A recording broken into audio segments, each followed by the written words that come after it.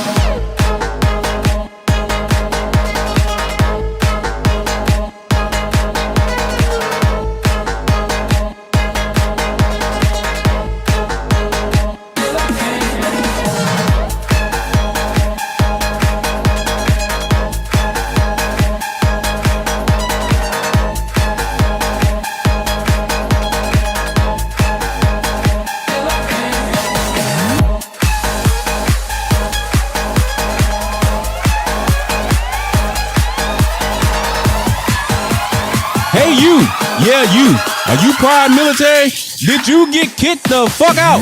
This podcast for you too. Make sure you drop down in the comment section below and let me know, let the world know how you feel about your experience. This is the DD-TEA-14 podcast, by military, for military. Like the video, subscribe, and share with a friend. And get your dusty ass a job if you ain't got one.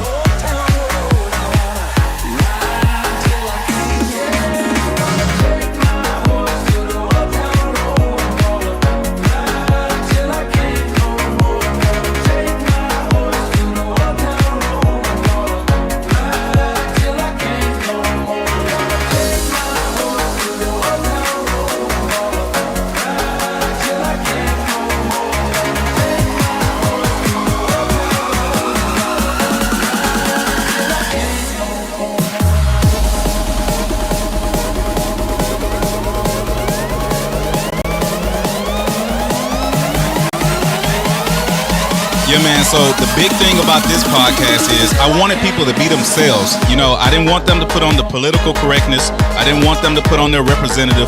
I wanted them to come on here, be themselves, answer the tough questions, give a voice to the people that I feel like never really had one.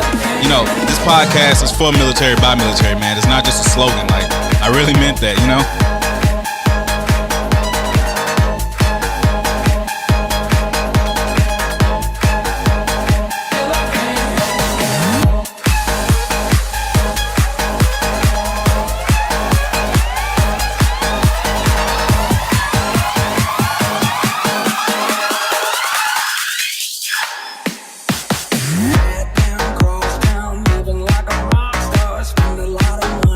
Brand new guitar.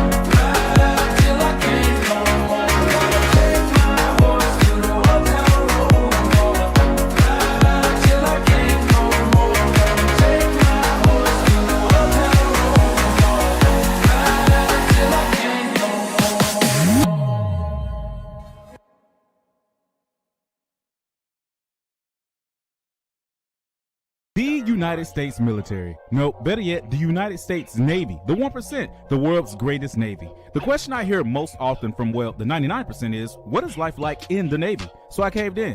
There's a demand for information, and I'm here to meet those demands. To you, the 99%.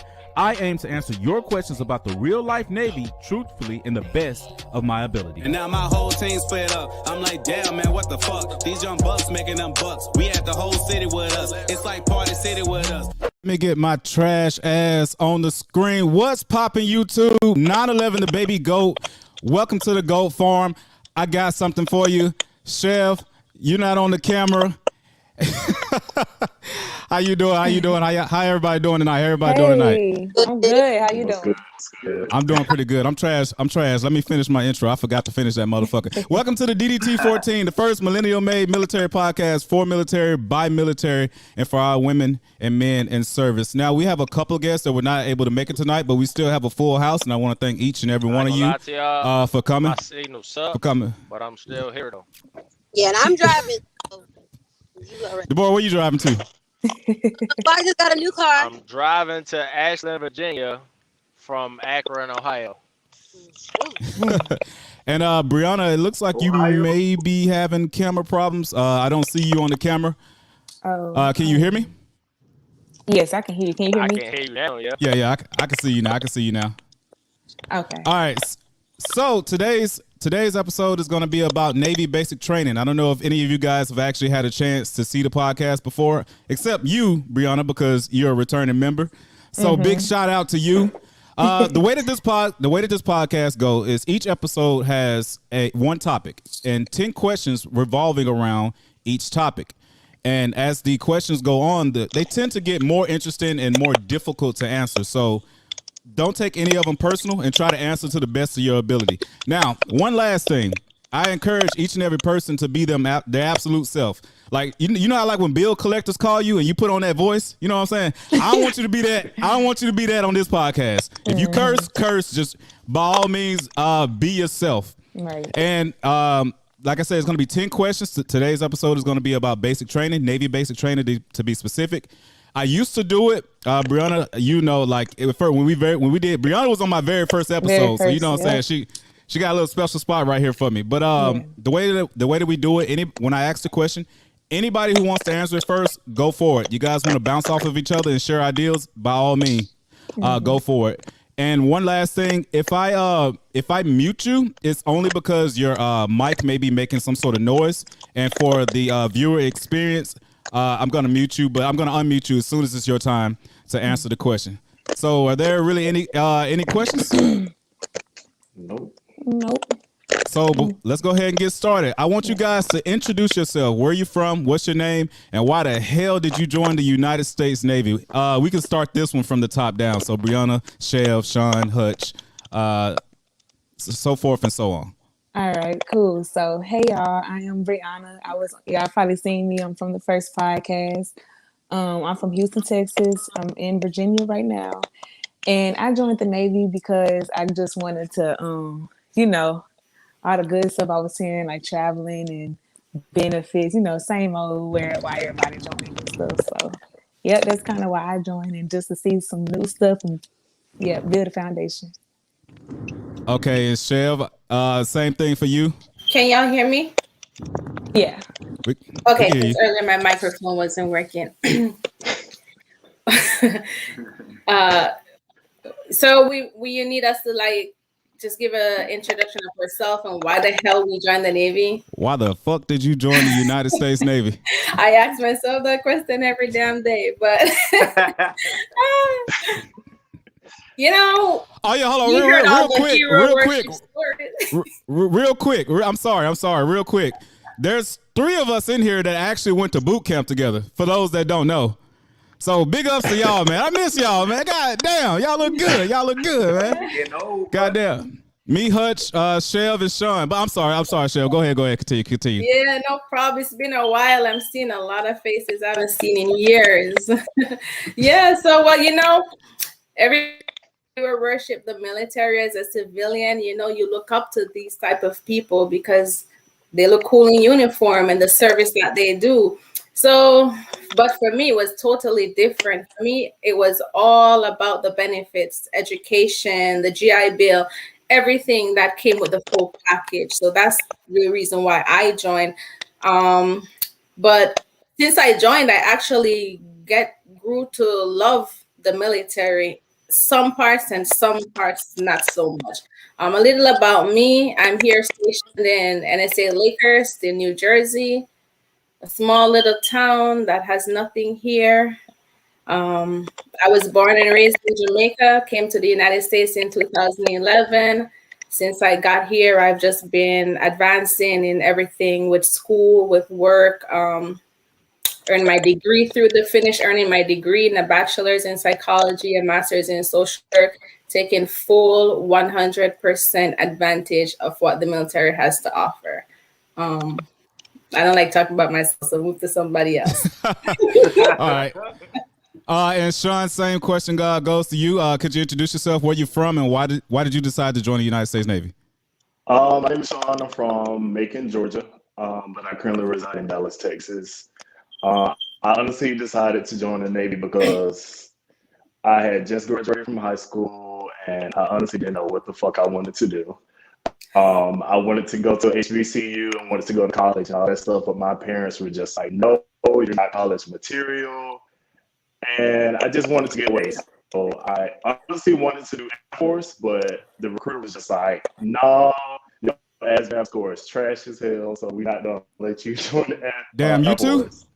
Yeah, like I honestly did the ASVAB because I didn't think I was going to be in the military, so I was just doing shit just to do it. So then I went to the Navy recruiter, and he was just like, okay, we can get you in and ship it out in 2 months. So I was like, let's do it. Did not know what the fuck I was signing up for. Just a quick notice. Your wireless headphones, they're a little bit choppy. You may have better audio experience if you decide to use your inboard microphone. Wireless headphones tend to just be they just tend to be all over the place. But we heard, for the most part, we heard your introduction though. Hutch, same question to you. My boy, man, what's good? What's your name? Where you from? Why'd you decide to join the Navy? Well, I'm Hutch. I'm from Lima, Ohio. I pretty much decided to join the Navy, man. I was 18 and, just graduated. I didn't like college. I dropped out. I was working, didn't like the job, didn't like the field. And basically, my mom told me, shit, you either going to get a job or you're going to go back to school. But either way, you getting out of my house. So you probably. Oh, so you had one of those parents? Why do I feel like that's just in the black community? I don't never hear white people say, You better go get a job or you getting the fuck out. Them motherfuckers be there all the way to 28 and shit. God damn. She wasn't playing with me, so I went to talk to the recruiter and shit. Joined the Navy. Okay, Muhammad, I'm gonna come to you. I'm gonna make sure that I unmute your mic. It was having a little interference earlier. But yeah, where you from? What's your name? And why did you decide to join the United States Navy? Y'all might know me as Brian Wright, but I go by Elijah Muhammad. I am from East Baltimore, and I joined the fuck ass Navy to get out of East Baltimore. Simple. That was my only reason, honestly. Just to get out your hometown, basically. Yeah, that's I saw Baltimore wasn't it. I love it as home, but it's like, yeah, I want better for myself, so let me slide. Okay, that's fair enough. And Deborah, I'm coming to you next with the new whip, the Slade hair. I see you. Would you mind introducing yourself, where you from, and why'd you decide to join the United States Navy? Yes. Hi, everybody. I'm Deborah. I'm from Fort Worth, Texas. Really, the reason why I joined, it was weird. Like, I did ROTC for like four years, and I loved it. But of course, it was for the Army. But I joined the Navy. Totally opposite. So I guess I kind of was like, I was a little more comfortable with joining versus somebody who didn't have no kind of military background. I joined pretty much for school. Of course, kind of definitely fucking regret it because I was a reactor rat. I was oh shit. Yeah, unfortunately, nuclear mechanic over here fucking. For those that don't know, that means that she didn't see daylight. She forgot what the sun looked like. Yeah. She had to get a yellow crayon one day and just start scribbling that motherfucker so she could remember what it looked like. used to come up for air just to breathe, okay, because it was shitty down there. But and I was on the Nimitz too, so that was even shittier because it wasn't like the Stennis. Y'all had more black folks. We predominantly white. But yeah. Anyway, that's enough about me. All right, so that should be the entire cast.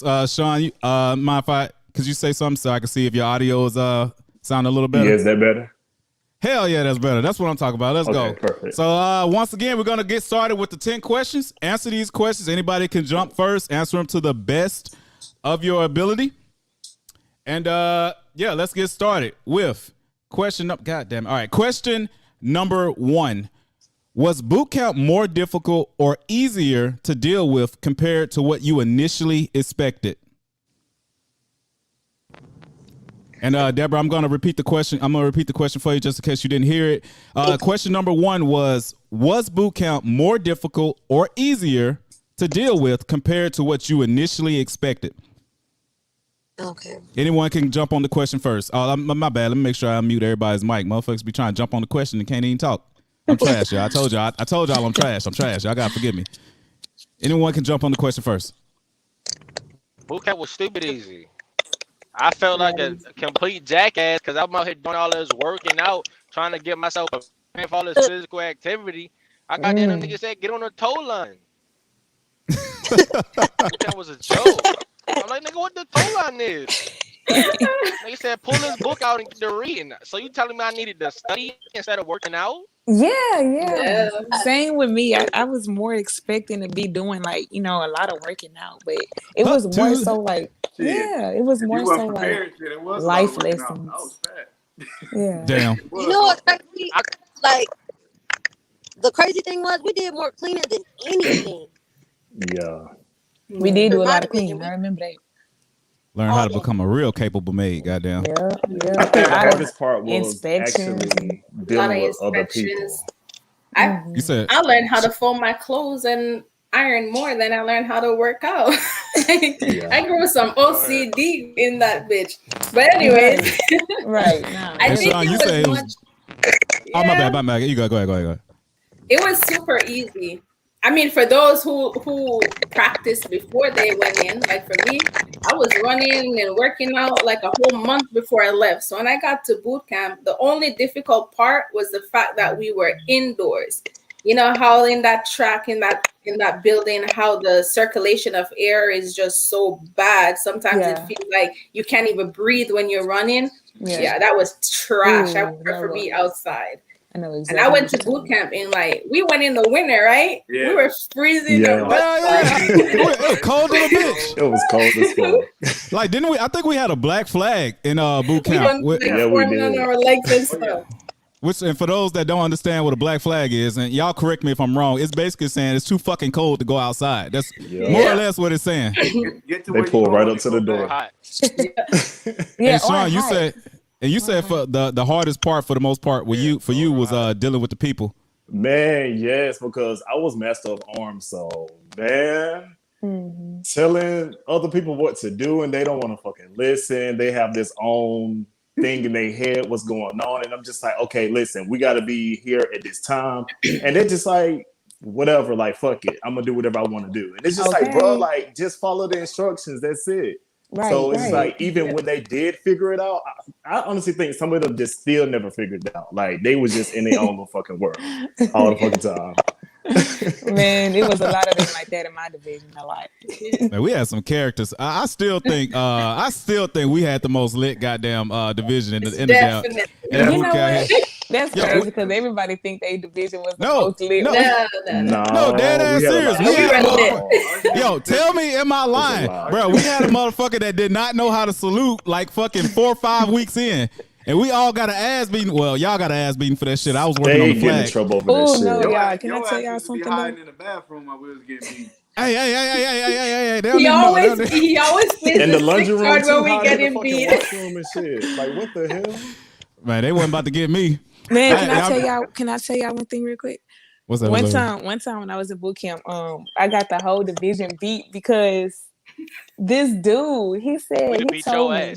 'Cause I know what happened. No, listen. So this dude told me, he said when two officers walk by, and I'm like, come on. So he was like, when two officers walk by, you're supposed to double salute. He went like this. Oh my God. I cannot make this up, y'all. He got the whole division beat for that. Cause I'm I know like, y'all wow, got smoked bad. we for got that you shit. did. Oh, We did. Like how? What? Where do you get that from? It's horrible. And for those also that don't know the Navy terminology, I think they may call it something different, but when you have to do the stereotypical drop down and give me 20, they typically called it either getting smoked or I think we used to call it ass beatings if I remember correctly. Yeah, they used to call it beat. They call it beat word when I was in yeah, they probably don't change it on them. Yeah, they But- changed That it. shit's Like soft on now. guard, fast as shit. So for the most part, just a real quick answer. Starting with you, Brianna. Was it easier or more difficult? It doesn't necessarily have to be physical. It could be mental, either dealing with people, whatever the case may be. Was it easier or more difficult than what you initially expected? Going to the recruiter, leaving MEPS, and then flying your ass over there. I would probably say it was more easier because what I expected it to be, I remember being so scared to like go. I was just so nervous. And I'm like, am I gonna make it? And the first week was probably the worst week. Like the first week or two, it's probably the worst. Because I was getting used to everything. But as time went by, it actually got easier and easier. So I'll probably say it was easier for me. Okay, easier for you. And Chev, same thing. Overall, do you think it was easier or more difficult than what you initially expected? Physically, it was easier. Mentally, it was difficult because that was like the first time. I'm from a large family, a very close-knitted family. We did everything together. We went to the movies together. We eat together. So like not having that support system right there was the hardest transition for me, But after a while, our division, the best division, we start getting phone calls like crazy, like Right. phone calls. We got like, we got to compete for phone. I remember Chief used to take names and we go downstairs. So after a while, it got easier when I started being able to communicate with my family a little more. Yes. Okay, same So question. y'all was the crybaby division. Got it. Hold on, bro. Hey. No, Stop. Don't be taking shots at our damn we division, knocked man. everything out the park. Y'all niggas was in there whining. Oh my God. Nah, I'm fucking with you, dog. Go ahead. Go ahead. Hutch, same thing for you. Easier or more difficult than you initially expected? Man, honestly, I think it was more difficult for me, man, because I thought I could handle it. And then you remember that first phone call. After we got to make that first phone call and everybody's in that bitch crying, and I was just like, damn, maybe this shit ain't for me. I was stressing out. They tell you when, what, where, how to do everything all day. I thought I could handle it, but during the time, I don't know. I don't think I can do that shit again. I don't think they can pay me enough money to go through boot camp again. And Shramata Char says, then you graduated boot camp and got to a C command. And then you big mad, because you found out that half them RDCs was really some hoes. Big facts. Muhammad, I already know what your answer is. You said that shit was easy peasy for you. And final answer for... listen, I want to tell you some real shit though, because you made me think of it in a different light when you said mentally. Like now I'm big on my mental, like saying how I think about shit later in life. So yes, the physical aspect was dumb easy, but if you think about what the purpose of boot camp was, then yes, I can say it was harder than I anticipated, because for us, I don't know if they explained it, if they broke it down to y'all like they did for us. The purpose of boot camp was attention to detail. Yeah. Thinking back on it, damn, I didn't pay attention to a lot of shit. Yeah. But it was all shit I needed though. Everything you learned in boot camp was needed.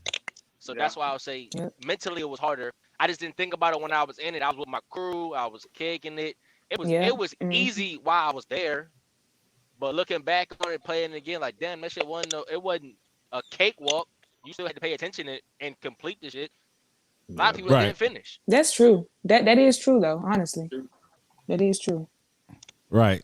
And I wanted to say something, but it kind of pertains to a question I got for y'all later, so I got to save it. And Sean, same thing for you.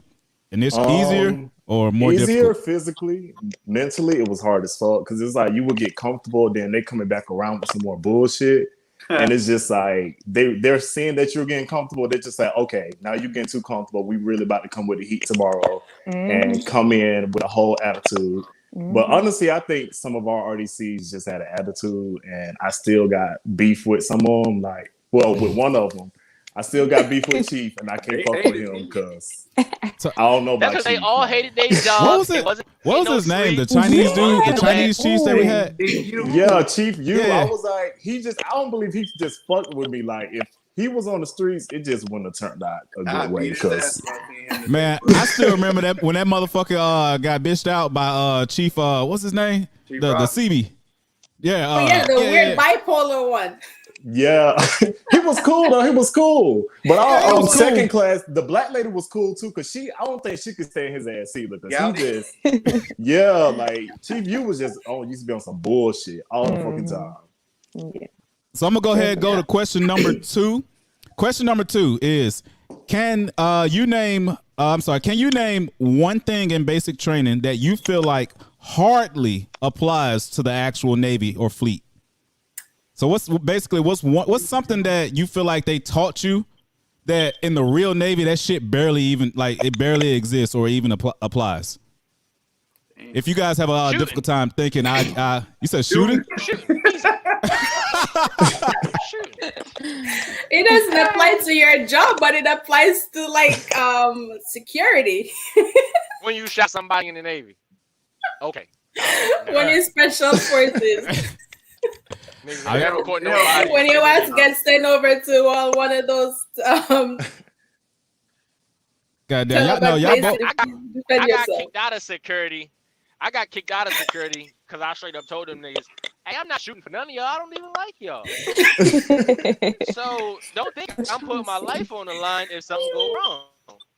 I don't like y'all. No, that's a shooting. That's a fair assessment, though. I mean, like, unless you're like specifically in security, like, half of these motherfuckers probably don't even remember how to reload a goddamn gun. So, no, I think that's a good answer. Anybody else got anything? Anything that you could think? It was proper steps to it too. Do y'all remember? Do any of y'all remember the proper steps to unloading and reloading your weapon? No. Hell no. I failed the shit out that test right now. First of all, I didn't even want to touch the weapon. I remember at testing, you know that last test you got to do before you get qualified. We were supposed to like gun. Well, I hold that gun so incorrectly, it backfired in my shoulder. I closed my eyes and fired that. Like I could have taken out the whole. He came. The test guy came so quickly. He pulled it out my hand, started screaming at me. I like freezed up. I was like in my head, like this bitch know who he talking to. But I was low key scared of him, because they come big and tough, You talking about on the fake guns, or you talking about on the real guns? The real ones at the end when we had to do the test to get the marksman pin. Yeah, I was. I'm not gonna lie to you. Like I was afraid of shooting the real guns because them motherfuckers. I don't know if y'all remember, but they was like, if you point these guns at us, we'll shoot your black ass on sight. We don't give a fuck. And so I'm sitting here with the shotgun and shit. Terrified. Like god damn, I ain't trying to die. Like, what if I sneeze and like I go to the left a little bit too much or some dumb shit? You said what? Didn't you shoot the target off, then that shit fall off? You was hitting everything. Yeah, they didn't even get, bro. I swear to God, I'm an expert shooter. They didn't even give me my shit because my gun had started jamming. They never gave me my expert, but that's cool though. Okay, every time I wear a uniform, I put an E on that motherfucker. Y'all can suck my ass. Shit, I stayed wearing the wrong ribbon for that shit. I was like, they ain't gonna look it up. they ain't gonna know. Yeah. So, but to answer the question, I don't think that there was anything that was not translated into the real Navy. I just feel like every aspect of that was what we did, that was all different jobs together, that everyone didn't really need to learn the same thing, but it all applies. Because, in the Navy, you can definitely get rotated in any field. You can go TAD anywhere, or you can go to a platoon, a squadron. So later on, I'm an ABH. Like, what do I need to learn about battleship defending and protecting? Because I'm working on a ship. If that bitch goes down, I need to know how to firefight, right? Yeah, big facts. But you know what mine would have been, though? Calling people petty officer. Like we do not call anyone petty officer. In fact, that shit would probably, even though it's the correct thing to do, that shit would probably be offensive more often than not. Yeah, it Well, it was is. better than getting Yeah, that's because it was chewed up. it was teaching you when you first got in there. All it was doing was teaching you to recognize the insignias. That's that purpose of it. Yeah, we don't niggas ain't never really called nobody petty officer, but when you was just like she said with the 2-hand salute, people thought all kind of dumbass shit. So they had to do that to make your that brain was realize, dumb. okay, this is what a second class look like. This is what a chief look like. Yada yada yada. But I think the real answer to the question is marching. We do not march in the Navy. Damn. Why? No, I was that's about to damn. say That's that a good too. one. That's a good one. Color guard does. We do not march. Right. Goddamn, Muhammad said he coming ready on this goddamn Unless your ass podcast. is Goddamn. colors. Unless your Color guard ass does. colors, you ain't march. Shamata tried to say on my soul, I was like, hey folks, stop calling me that. Big facts, man. Big facts. Hey, for Hey, y'all that shit, don't know, man. there was a small No, nobody period in the said Navy that. where they actually took away our, because like I said, we don't call each other petty officer in the Navy. For those that's not military watching this podcast, we typically call it each other by our rate and then the number that applies. For example, if you're a ABH and you're a second class petty officer, you'd be called ABH 2. But there was a small moment in the Navy where they actually took away our rates, and we actually had to start calling people PO1, PO2, more petty officer. That shit lasted like 2 weeks, but that actually did happen in the damn Navy. And then they realized it made no sense and just took it back, like half the instructions that are there. I think they took it back because motherfuckers were saying petty officer sarcastically all the time. I know I was. Every time they told me to do some dumb shit, all right, petty officer, and just look at their ass fucking stupid. Fuck you talking about? So if no one has anything else as to what do you believe is basically irrelevant that you were taught in boot camp, I'm gonna go ahead on to question number 3. Question number 3. God damn, we keep losing motherfuckers around here. Who y'all internet service provider? Nah, I'm just fucking with you. Question number 3. Which job or responsibility? I'm gonna go ahead and repeat the question real quick. Hutch, if you can hear me. Question number 3 is, which job or responsibility would you recommend a new recruit to take upon arriving to basic training? Ooh. So you're gonna recommend A-Rock, what is A-Rock, RPOC, head, the underwear cleaner? Be a regular nigga. Don't be nobody. Be a regular person. Exactly. Don't be nobody.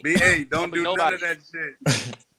Don't be nobody. Really? Funny. What they call the one that did the notes when we're doing like watch? What is Starlight? What was that one called again? Starboard. Dang. You took the me back rover? with that one.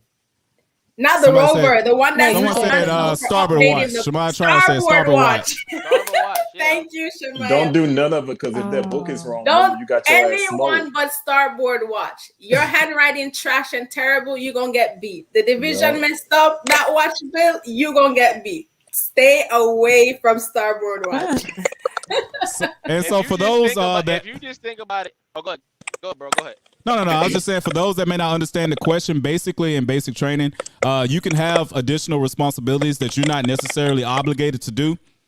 There are pros and cons to actually doing it. So it's these motherfuckers saying don't do it at all. So I would break it down, right? Let's break it down, right? Do you want to be the nigga washing everybody's drawers? Oh hell no! I'd never recommend that one. Because some of them draws was rough as fuck. Woo. Do you want to be the person that's? Do you really want to be the person that's quote unquote in charge of the division, and then niggas really don't listen to you or don't even like you? So talking about what was that? Master at Arms. Yeah, you want to be master Don't at arms. do that either. Like people really Please don't listen to you. So when you can't control the division, they gonna whoop your ass by yourself. Then they gonna whoop everybody else's ass. You don't want that job. You want to be the nigga that's sick all day? I was A-Rock, so hell no, I don't recommend. Or you get beat from the entire division because they don't listen. Yo, Sean and Hutch, correct me if I'm wrong, but didn't our master at arms like bust out crying one day? Listen, I was the master of arms, and yes, I did bust out crying. No, it wasn't you. I'm not talking about you. I'm not talking about you. It was another guy. You must have been the second one. No, it was another person. He was the second one. He was 105, so we was 106. I mastered on. Oh. He was talking about killing himself and shit. So they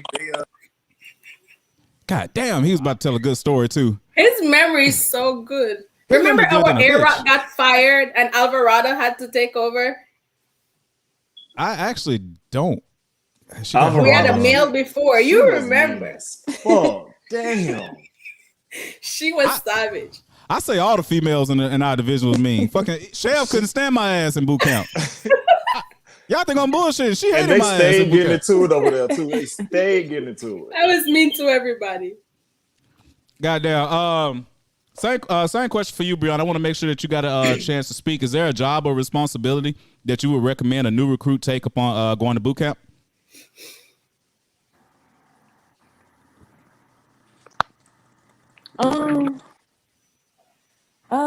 I think honestly, I'll probably tell them to do one that's not so much like in the spotlight, like RPOC or what is it, the command yeoman? Because if they mess up, they kind of get like put on blast and stuff. I would say do something easy, kind of like the what's the one where they kind of help when they do before the inspections, they like go and like check everything. You know what I'm talking about?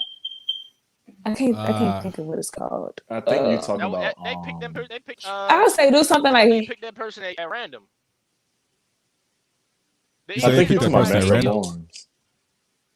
they probably do. Then they probably do. I would say do something that you know, like something like LPO, like laundry PO. Or I was APO and hell PO, no.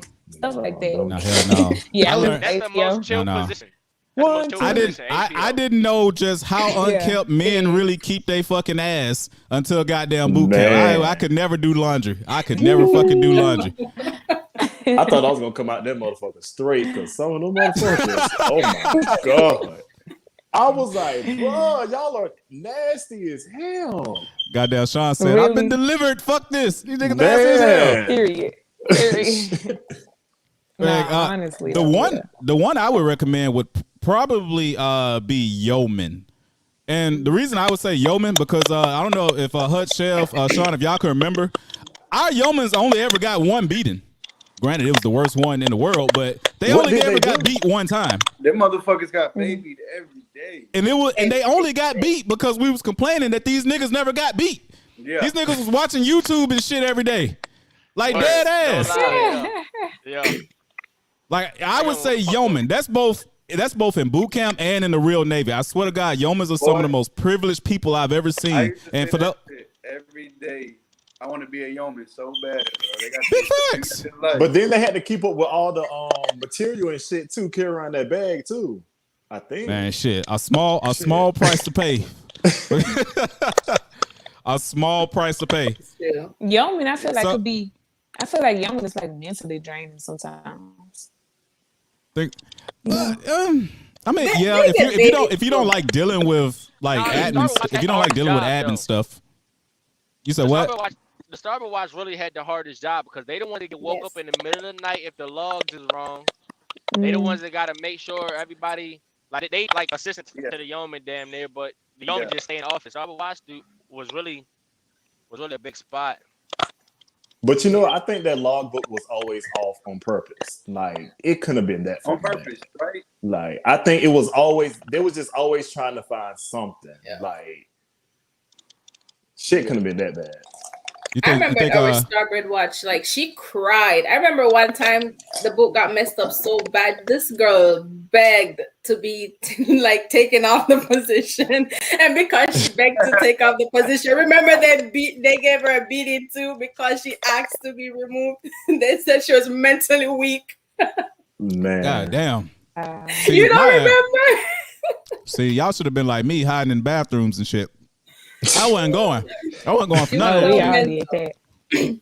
I think. Or you do like me, or you got that swim lesson. No. Let's see. You I take was the your king time, of hiding in the come back, bathroom. I don't know if y'all remember, Time.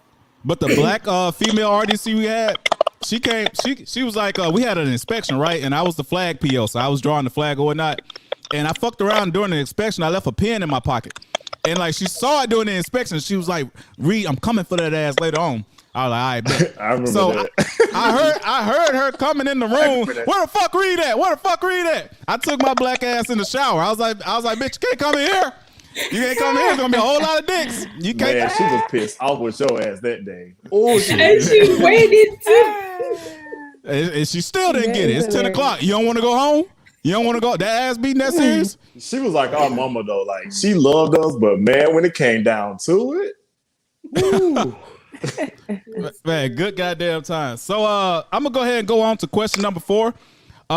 Question number 4: what experience did you find most challenging to adjust to in boot camp, and how did you get over it? So, for example, could it have been being away from family, dealing with people, the working out, the exercises? Like, what's something in boot camp that was like a pain in the ass for you to get over, and how did you get over it? Shower with 60 other niggas. I never got over it. I never got over it. It was the most traumatizing shit ever. You know what? I think that's the one. I think that's the worst. That's the one. No curtains by the toilet. It was bad for the females too. Terrible. Yeah. Maybe it's because I like females or something. Because I would imagine it'd be a great time, but I don't know. Y'all say it's hard. No. Somebody said on the female side, one of them had a piercing or some shit. I was like, I ain't never heard about that. A piercing? Really? Oh, yeah. really? I was like, y'all was wilding over there. No, that was the worst part for me. I think that was the worst part. Shower. What about you, Hutch and Sean? What do y'all think? What do y'all think is the worst? Mine was just getting talked to like I was a little bitch every day. You know, I'm a bigger dude, but it'd be Gowdy 4-foot ass talking to me like I'm just a little bitch. I'm like, bro, this ain't. I'm not used to this, like. Yeah. Nigga swole as hell talking about some petty officer. Bruh. Hey, stand the fuck up. We walked in there, Chief Rogers said he was gonna knock my ass out. I'm like, oh, this shit is crazy. Like, nah, what my artist threatened some. Like, my artist said she was gonna throw her keys at somebody's head. I said, ooh. See, they just be saying whatever comes to their mind. I already see you say some wild shit. You know what too was, I mean, like there was a lot of hard parts to get over. You remember sometimes we would get packages and they would like store the packages and we'll look through the window and we know that they're there, but they wait to torment us before they give us the packages. Or they give us, you remember that one kid, his mom sent like a whole bunch of candy, right? She sent like whole box of Snickers. A whole box, remember? And they kept that in the office for days. Every time they put it right on the shelf, you pass it by and you're like drooling for the candy. And they would just bring it out there and just eat it in front of us. You remember? Like that shit was I remember when they fucked with us and like threw a whole bunch of sneaker bars and shit into the room just to see us fight over it. Like these motherfuckers, I was mad that I fought over it too. Like, you know, after I graduated boot camp and I went to the store one day and bought a Twix, I was like, man, these niggas really had me fighting over a goddamn sneaker. Right. And it was like, you better eat it now too. It was like, eat it now, don't save it. Well, I felt like a straight up sneaker coon. I don't even know if that's a word, but that's what I felt like though. Hey, all right. Real quick. We're gonna play a game. I think everybody in here 21. Every time Hutch's internet fails him, we're gonna take a shot. I don't drink, so I can't drink my water. He really got a shot. My boy came prepared. Goddamn. I can't participate. Oh shit. He on the clock. Goddamn. Let me go ahead and go on to question number 5. Question number 5 is what's something well, shit. I feel like we've been doing this the whole podcast. What's something that happened in basics training that legitimately makes you laugh till this day? Every time you think about the shit, that shit has your ass in tears. I want to hear your C story, your boot camp C story. Nate, get the people something to laugh about. I already got mine. I'm gonna let you guys get yours first. And Sean, by the way, I don't know. Can you hear me, Sean? Hey, Sean, can you hear me? Hey, Sean, I don't know if you can hear me, but your audio and your video seems to be off. I'm gonna go ahead and let the other people talk. If it doesn't act right, I'm gonna exit you out and just try to come back in. It may just have to get rebooted. Wait a minute, I think I can hear him. Anyway, we're gonna let him get his situation started. Y'all had a moment to think about it. The question was, what's one thing that happened to you in boot camp that still makes you laugh like no shit to this day? We had so many, bro. We had so many moments. You know, our I shit got was mine, crazy, bro. Mm-hmm. I got mine, but I'm gonna let y'all do I'm y'all's trying to first. think. I'm trying to think. From being Muhammad, you there in said the you got I cold. yours. yeah. So check this out. So we had this. Our master at arms. This guy's name was Awesome Boateng, right? And What? our RDC, right? His name, he was African, so his name was Awesome Boateng. He was Mm-hmm. African, and my RDC always thought he was stone cold. So anytime you say something he don't like, he'd just say what, and he keep saying it until you either shut up or say what he wanted to hear. So you know how in boot camp they had that little section there, or not even just in boot camp, that section all the time you had to sandwich it, so it had to be like yes petty officer, or no petty officer, no petty officer, like that. So Yeah. one day he asked Osmo Boateng, he like, yo, where is such and such recruit? And that was his job. He was supposed to like make sure he knew where everybody was. He was the master at arms. So one day he just said, he's like, yeah, where's such and such? He was like, oh yeah, he's at the ship store. RC was like, what? So he's at the ship store, and he just kept saying it over and over again, and just kept saying what. Then this little Asian kid said, sandwich it, sandwich it. I'm like, yo, what What? you just say? He said he tried to say sandwich it, but he couldn't pronounce it right. So he said sandwich shit, sandwich shit. I'm like, bro, y'all is got me dying. Sandwich It was shit. funny to me. Yeah, it sounded like he was saying sandwich shit, but he was really saying sandwich it. So it was like the language barrier for me was funny. So you really would have had to been there, but I die laughing every time because I saw it happen. So it's like, damn. Big facts. Anybody else got a story that makes you laugh still to this day? I remember one of the dudes in my division. We had just came back from lunch, and they had left out that little orange card they used to slap down when they about to beat us, and nobody knew what the card said. So he was just standing over there just reading the card, and the RDC took it, and she slammed it down on the floor, and she was like, "Go beat yourself." And he was doing push-ups while reading the card, and she was like, "Since you want to read the card, beat yourself." Like, I was like, "Damn." Did she give him a number when to stop? No, she was just like, "Beat yourself." Like, you can read the card now, but you finna do push-ups over that shit. And then our park Gamble, he kept saying calling a chief a petty officer. So remember, he got beat. And Chief was like, I want you to say every time you come up, a chief is a chief, not a petty officer. And like, he was doing that shit for forever. Like, they stayed on his ass. My bad, Hutch, you said you got one? Yeah, you remember when that new, you know, they nerdy or whatever, and it's snowing out there. We went when it was cold.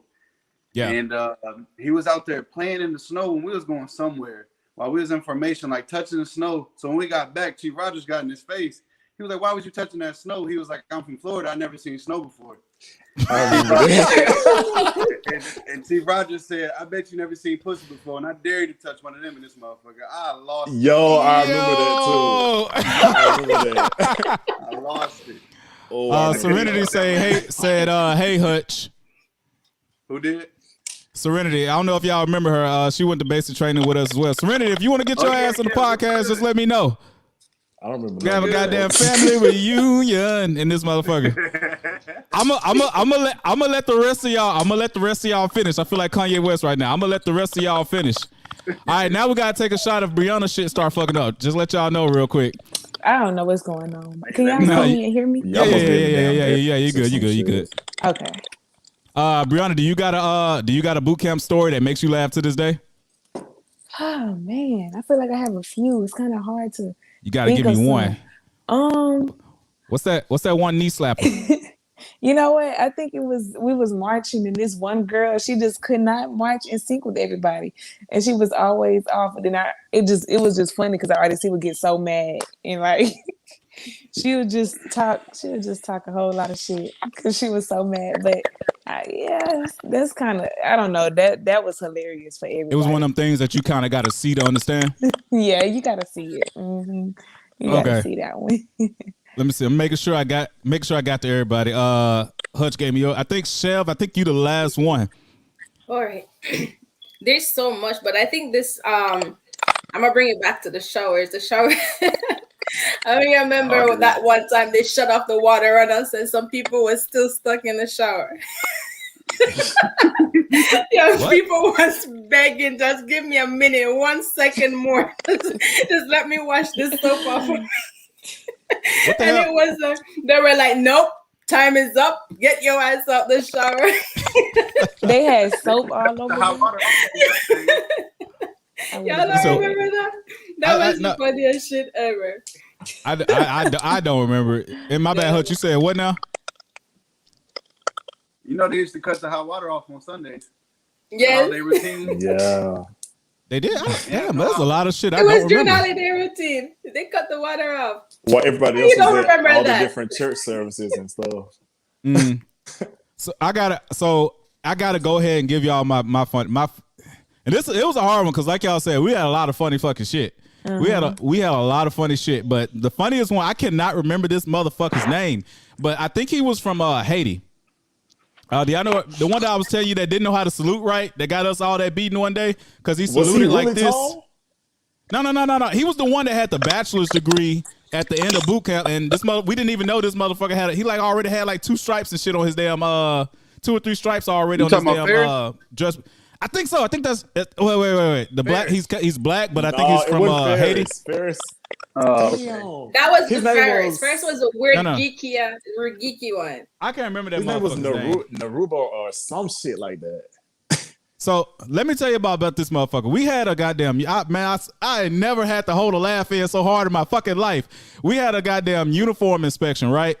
And I can't remember his name, but our second class RDC, the white dude or whatnot, he was like, all right, when I say stop, none of you motherfuckers better move. And I mean, you better not move a fucking foot.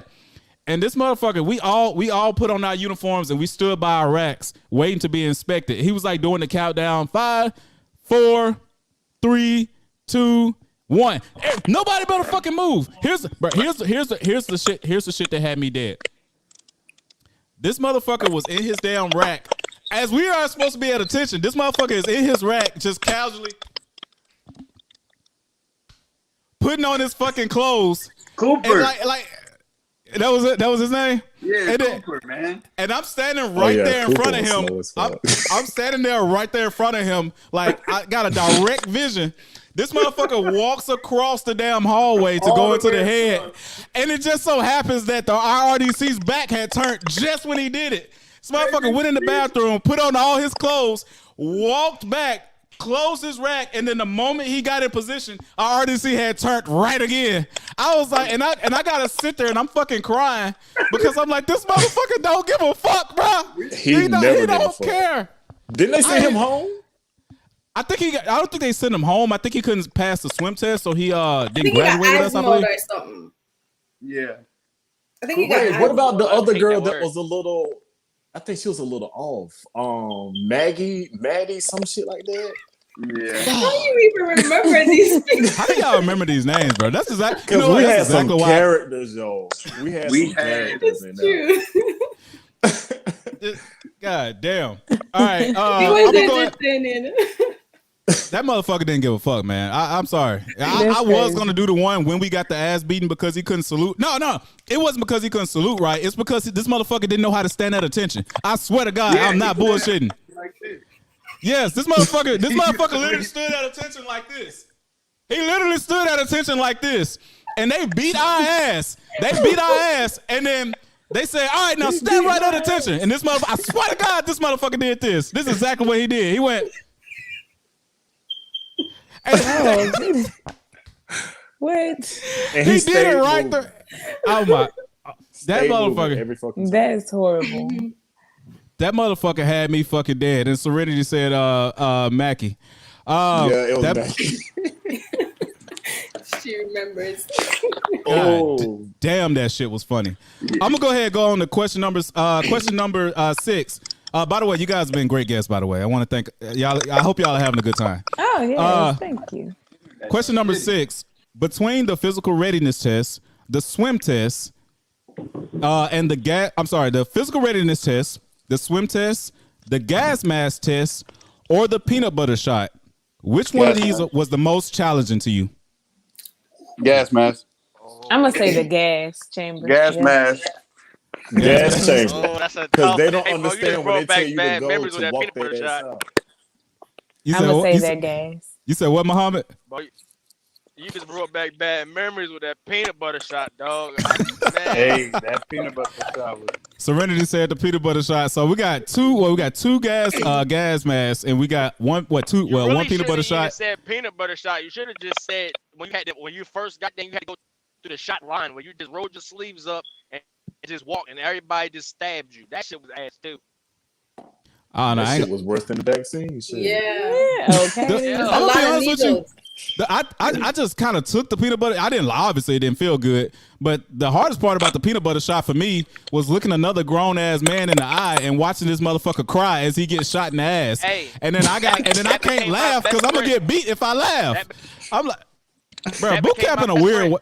When we got back to the division, the RDCs made fun of him the whole night. Remember?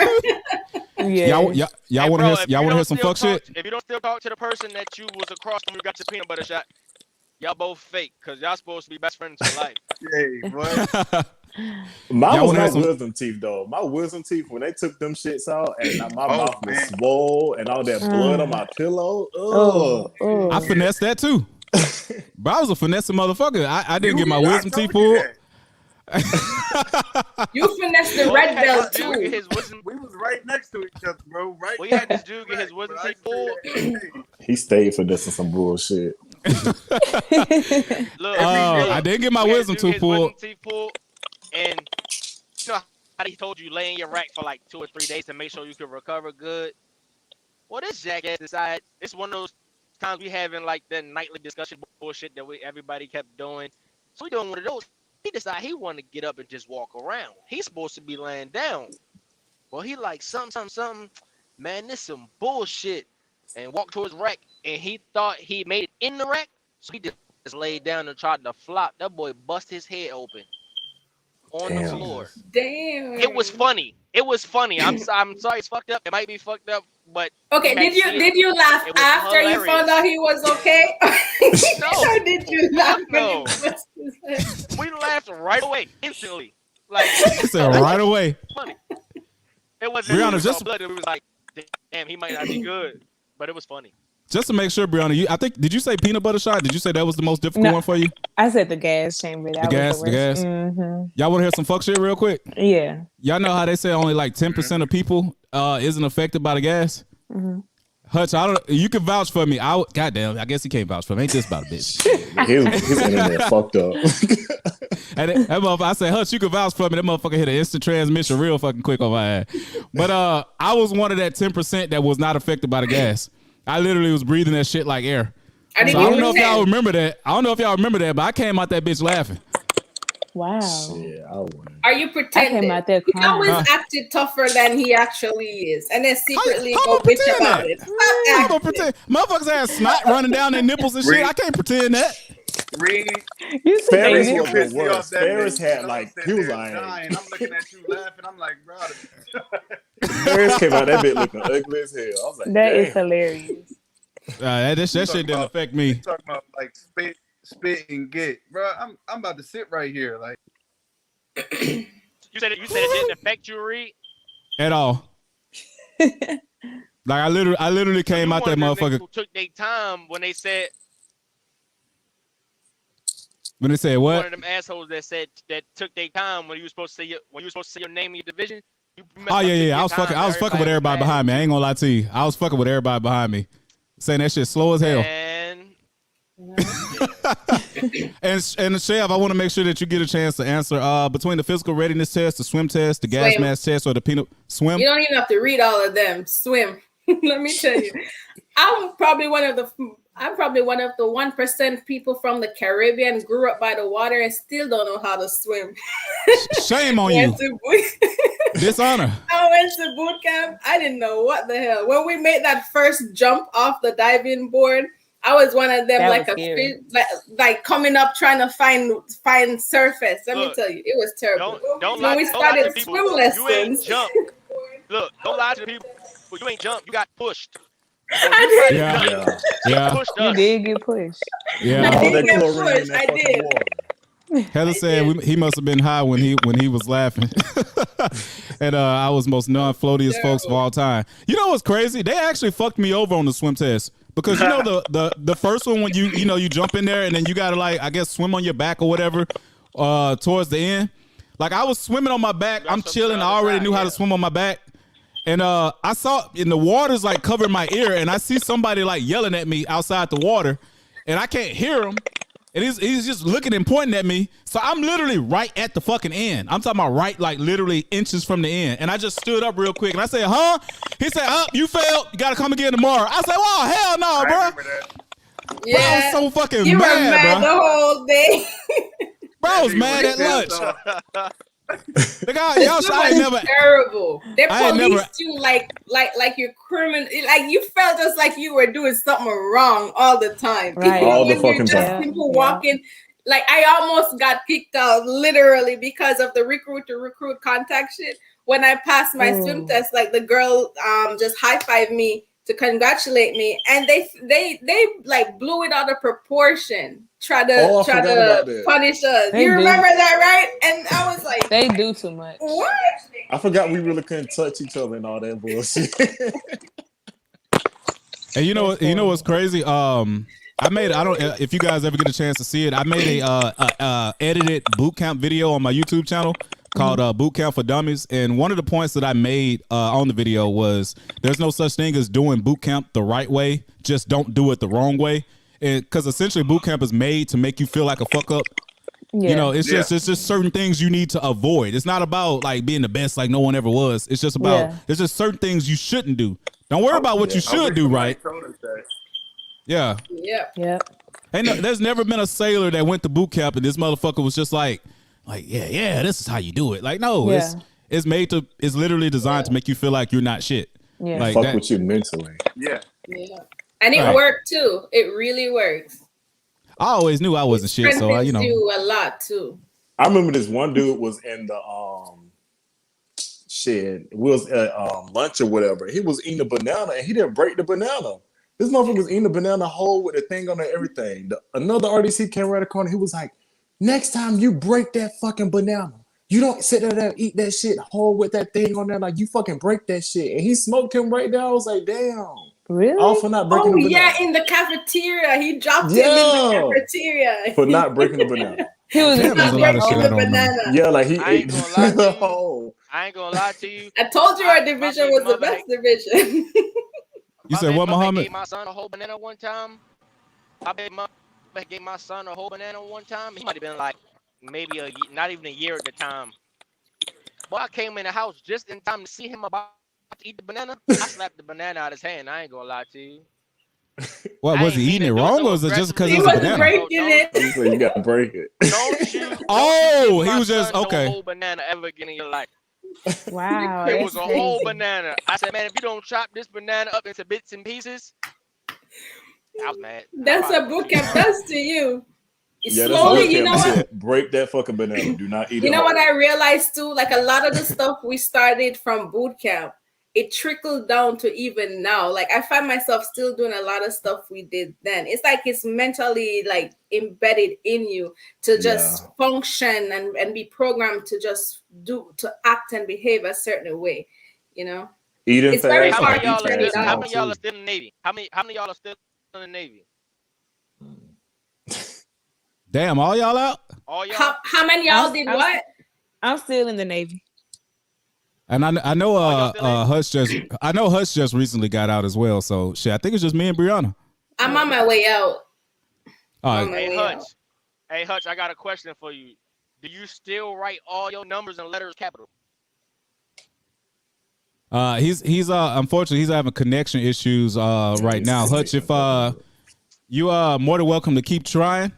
Well, there you go. Right on cue. Let me go ahead and go to question number Hutch real quick. He said you were asked by Muhammad, do you still write all your letters in capitalization, I believe? Man, hell yeah. I'll be pulling out important shit like brainwashed. all this shit in capitalized letters. Like I have to redo that shit.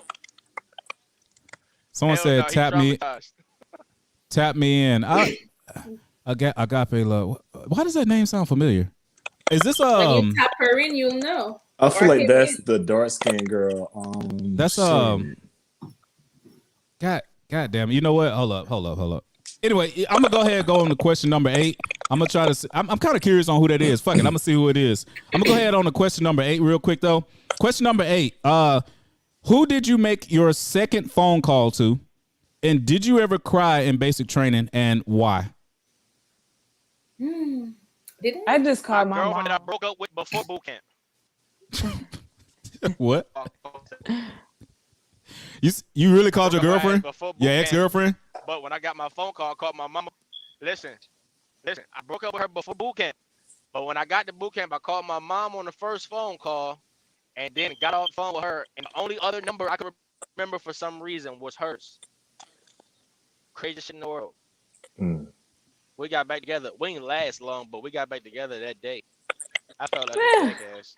Really? That And was day? there ever a moment that you I got to rubbing my chin.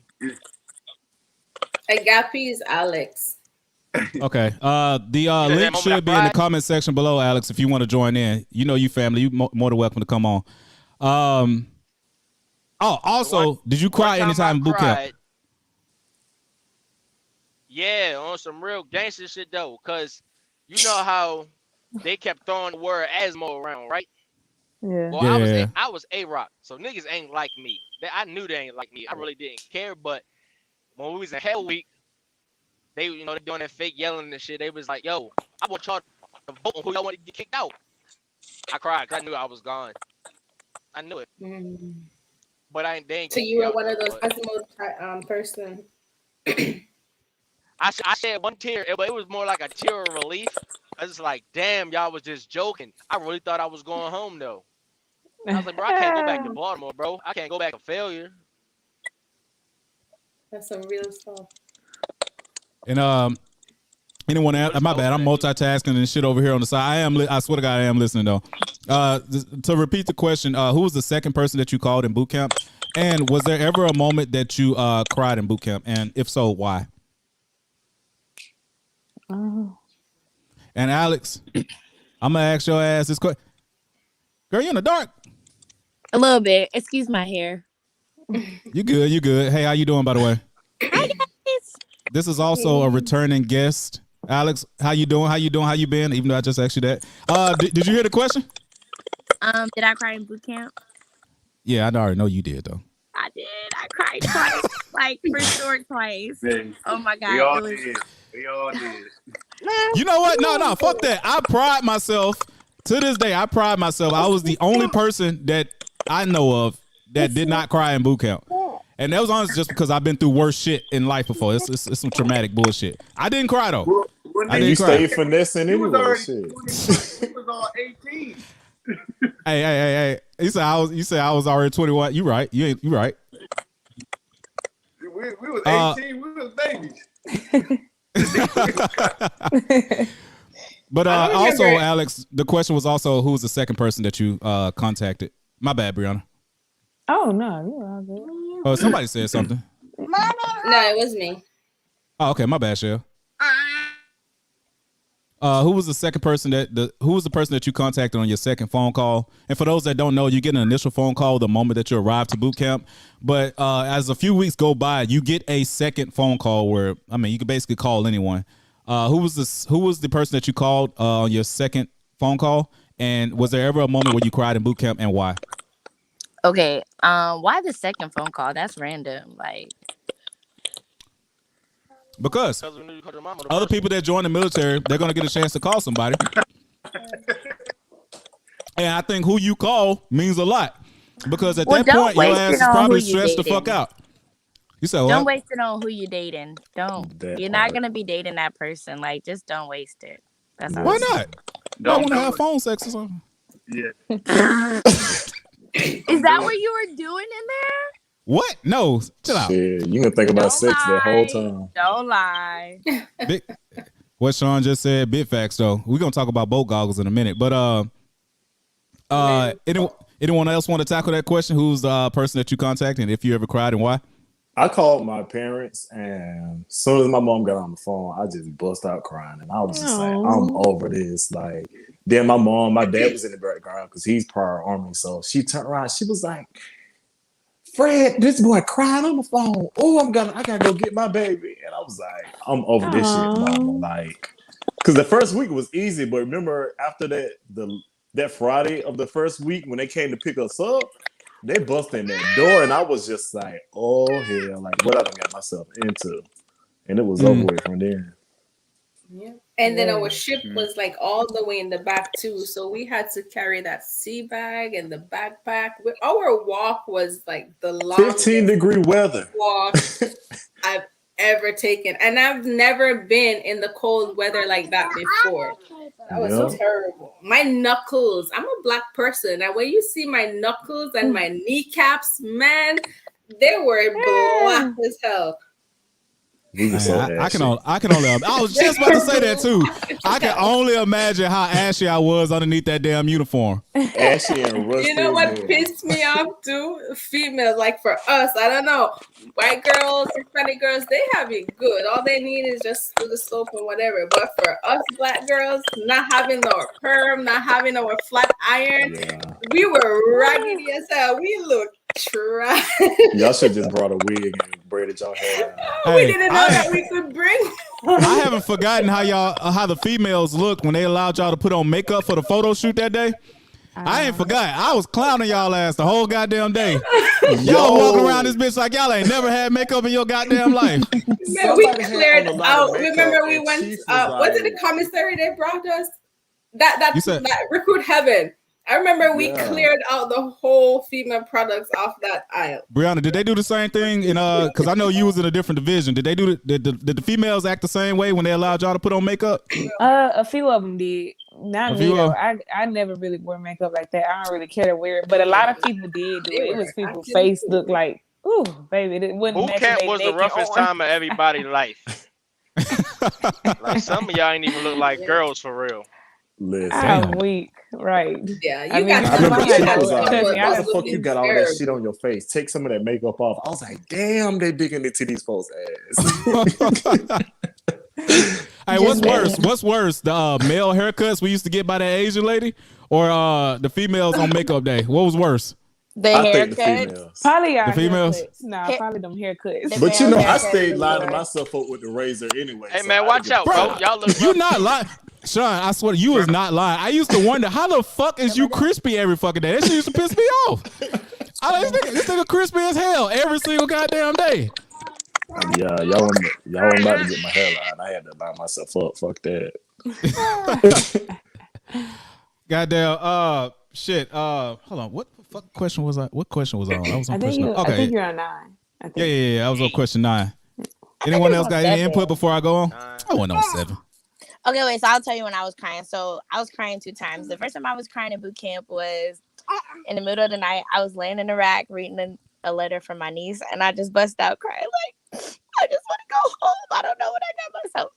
It was just the worst night of my life. I don't even know. Wow, what week was that on for you? Do you remember? It had to be like week 3 because we didn't even get letters like right in the beginning. Yeah. Right. But it was like one of the first batch of letters we got. And then the other time I was crying because remember I was a part of fat camp, even in boot camp. So we had to do the PRT and I was crying, boy. So then Chief and Jim through Allen actually let me call my brother before we did the PRT, and because he went in right before me and everything. So I was like on the phone crying with him too because I had to run the PRT. Man, you just sensitive. That was your problem. Wow. That's some people over here with some real issues. My man over here trying to save his hairline. Goddamn. I cried once in boot camp. The second person I called was my mom, but I didn't cry. I was ready to go to boot camp. It's just that when you got there now and the mental pressure. But the only time I cried was when they took out my wisdom teeth. Like one of the teeth that they had taken out, they stitched it, but they stitched it so tight that every time I would like eat or just laying down daily, my whole cheek will just be on fire. It just hurt so bad. So I had to Muhammad go said that don't count. That's a take That's a gangster tear though. That don't count. restitch it. You good? We're not gonna look at you different because So that's a thugnificent tear. That one don't count. Yeah. But Brianna, I that can't was remember the only time I That's a cried. gang- It's terrible. And Brianna, I can't remember if I got to you. Did you answer the question who'd you call and if you ever cried? I didn't cry the boot camp. I called my mama the second time, and yeah, I don't. So you mean tell me when you called your mama? Cause I saw a lot of people doing this shit. Like if they called somebody close to them, like they couldn't even do the first sentence without crying. Yeah, a lot of people were like that. I was just more so happy to hear her voice. I didn't really cry though. I'm not an emotional person like that. Okay. I was very happy though to hear her. Okay, I got you. Yeah, I was excited more so. Yeah, I was very excited. Okay, I bet. was like, when we go to Recruit Heaven and we had to make calls, I saw some people like the calling card run out on them and they're still sitting in the pool with the phone. But I spent like 2 minutes the most with my family. Yeah, they didn't I'm want to not talk emotional to type. They were too emotional. They were like feeling too much emotions and I couldn't deal with it. So the less communication with them, the better. Let me go ahead and slide on to question number 9. Question number 9. What do you believe is one of the most common mistakes that get recruits kicked the fuck out of basic training or held back from their original graduation date? Because mind you, again, this podcast is for people that's also interested in joining the military. So what's one thing that you think is a common mistake that gets people kicked the fuck out that you think that they should avoid? Not being able to wait 2 months without trying to fuck on somebody. Say that one more time. Who's saying? So basically, the question is, what do you believe is one of the most common mistakes that gets recruits kicked out of basic training or held back from their original graduation date? I say being mentally incompetent, just in general, like not following basic instructions. Like if you don't know the basics or you're not going to be able to understand the basics and you just feel like you just don't respect authority, then just stay at home. So basically a hard head, soft ass person, basically. Yeah, doing whatever, just thinking you just Lack gonna do of whatever. humility. That's the hardest thing. My bad, Brianna. Hold on. I think I had you accidentally muted. My bad. What were you saying, Brianna? I think it's 2 for me. I think the not being in shape, because a lot of people in my division got asthma for not being for the PRTs. Like even the final initial, a lot of people were asthma, and then the second is recruit to recruit contact, because a lot of people was getting in trouble for like doing each other hair in the head and stuff like that. So I think those are 2, because people really don't think about it, like when it comes to the doing each other hair. So that kind of got people in trouble and pushed back. Okay, That's that's crazy. fair enough. You couldn't have no recruit contact, but you was Tic Tac the 2-pack. Ain't that some shit? Yeah. Honestly, yeah. I think it's crazy how you can I mean, I shower. was A-Rock, but that shit was weird. Right, you I can think- shower with everybody, but you can't.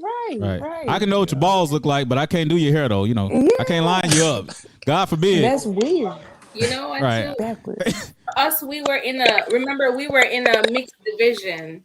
So we had both males and females. So one of the quickest thing I think is just like, if you think you're going to be that slick one and just date and think it's going to be private, it's never going to be private. Like that I gets always thought that shit was stupid anyway. Yeah, that's the stupidest decision. Hold on. Now, what's the T? Who was dating? What's the DD-TEA-14? Who was dating? We're not going to call no names, all right? People going to be watching this later on. Man, they probably got a whole family now. They don't care. No, I ain't got you. They surprised me too. I remember that. The quiet ones are always the most sneaky ones. I thought that happened at A school though, because it's a lot of people that's married from A school. Yo, Hutch, I know me and you in particular could think of one motherfucker. What did I do? Goddamn. Basically what people fucking and having relationships and shit in boot camp, you know, don't Thinking do that. it can be private. Thinking it ain't gonna be private. So who fucked in boot camp? We can't be telling names, girl. We were in a male-female division. Was so it 105 or 106? Or It was probably y'all freaky ass division. It damn sure wasn't us. It went Nah. 105 because I'm like, I would have damn, known. y'all was It fucking was and didn't us. tell me. I would have known. I would have known. Shit. My bad, Hutch. What were you saying? I said it was one girl in there. She was getting down. We know who it is, but I ain't put her name out there. Yeah, we gonna call her out. You know I that? think it was a that- small that- circle that of people who laundry knew about that too. And you know what's crazy? Our RDC, one of our RDCs called that shit out like before it even happened, and then she played dumb. She was like, "What you talking about?" We're like, "Bitch, we know what you about." So well, nah, I ain't gonna call her out. I ain't gonna call her out. There's some freaky ass motherfuckers in How Do was they not even getting crush up in boot on camp your is my RDC. question. Do not do it. Y'all know who I'm talking about. Do not crush on your RDC. You will forget everything. You won't remember to fold your clothes. You will get. Man, get your horny ass off this damn podcast, You man. won't forget everything, and the division gonna have to pay the price when you air edit and you don't know anything. I ain't gonna lie, man. I think that motherfucker. You can't tell me otherwise. I think Chief Rogers. He definitely dicked some people down after graduation. Y'all can't tell me otherwise, man. You cannot tell me otherwise. But I never forget. I got called over to y'all section, the Sister Deal section one time, and when I walked into the office, I just see females fly, like just running around. Some motherfuckers was just in their drawers and shit. I'm like, and Chief just sitting there chilling in the office. I'm like, bro, you can't tell me otherwise. He is either fucking somebody or he gonna fuck somebody. He was a hater, bro. He used to hate on me, bro. He's so loud as fuck. So I was like, damn, bitch, I went to Marine. Shit. But he was bipolar though, because one minute he would come in and he's the sweetest, nicest person, and the switch will just flip just instantly, and he becomes the worst monster you could ever find. Is he still in? And Brianna sitting here like, who the hell are you talking about? He was basically, think of Johnny Bravo was black. Like, he didn't work on leg day. The motherfucker swole as hell on the top. He was a CB, like had a big ass beard and shit. Girl, just fine. Man. No, not just fine. Man. Am I? Hey, Sean, am I lying on him, bro? Sean, Hush, am I lying on him? No, you ain't lying. That was a big dude, bro. Hey, that was a big dude. I'm just saying he skipped leg day. That's all I'm saying. Hey, yeah, you lying. That man was not all that. You was just horny. That's what it was. No, I just saying. Get your horny ass off this podcast, man. No. That's it. You see, it was not just me. The example. Do not crush on your It artist. was not just me. Y'all was just horny. They don't make you no less horny. I was so in love with my husband. I didn't even see nobody. But all these single girls, they were crazy. That's good to know because a lot of people in boot camp got those Dear John letters, and that's one of the worst things that you can get when you stress the fuck out in boot camp. Is a letter that's basically saying, "Hey, I'm breaking up with you. I'm fucking somebody else." Mm-hmm. And a lot of guys got that shit. I ain't gonna lie. I think you gotta be a cold-hearted motherfucker to actually take time out to put the correct address on there. You know what I'm saying? And actually make sure you got correct punctuation and shit just to let a motherfucker know that I ain't fucking with you no more. Have fun in boot camp. You gotta be a cold-hearted motherfucker. Better boot camp than deployment, though. Big facts. Them deployments are bad. Yeah, you can't do that in deployment. I'm definitely doing a episode on deployment. If any of y'all would like to return for that one, you more than welcome. So the swim test can get you kicked out too for failing if you don't pass the amount of time.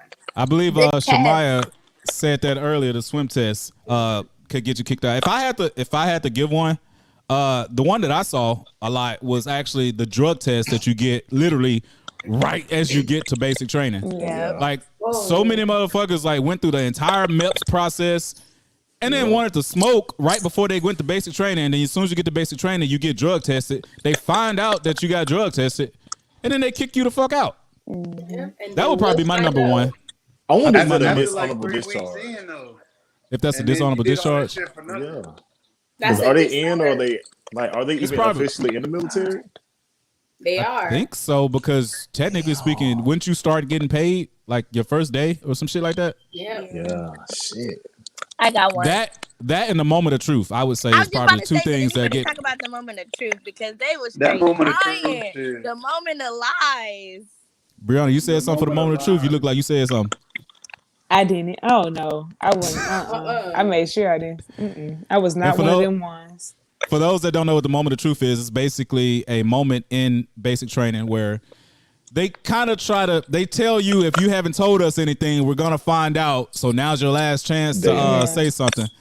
I'm not gonna tell you what to do. All I'm saying is I didn't say a goddamn thing. Me neither. That Take shit it felt to the like grave. Judgment Day. They was like, Or we gonna take it to find the out. discharge day. Right. I was like, I'm sitting here like, y'all gonna find out. Nigga, what's taking so long? Yeah. Y'all data files backed up or some shit? Then they take a whole other hour and just keep grilling you and grilling you. You like, shit, did I do something? If you're not gonna say anything, make sure that you did not lie when you came in, because they're gonna find out. They're gonna find out one way or another. What's that, Hutch? They never find out. Depends on it. The thing is, they try to make you tell everything about shit that don't matter. Like, you know what I mean? That's the thing. You gotta know what you can lie about, what you can't lie about. Yeah. You know you did drugs, just tell. Right. Cause you did that. Oh drug yeah, because test. they definitely got busted. Yeah. Shit, I ain't do drugs to after. Right. All I know is my family don't have a history of high blood pressure. Goddamn.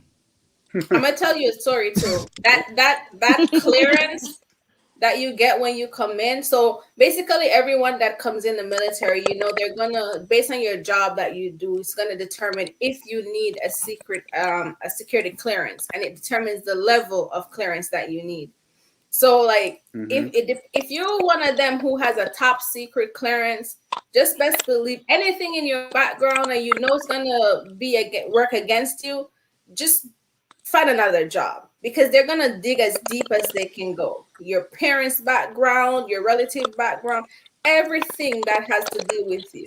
If you know you got some stuff in your background, just find another job. And I remember, Hutch, you was trying to get something across. I don't think you ever got it across. Do you remember what it was? I was just saying, like, your recruiters are already going to find everything that popped up on your background check. So once you get there, things already been seen. So if you stand up during that shit, you basically just sold yourself. You played yourself, basically. That's what they want you to do.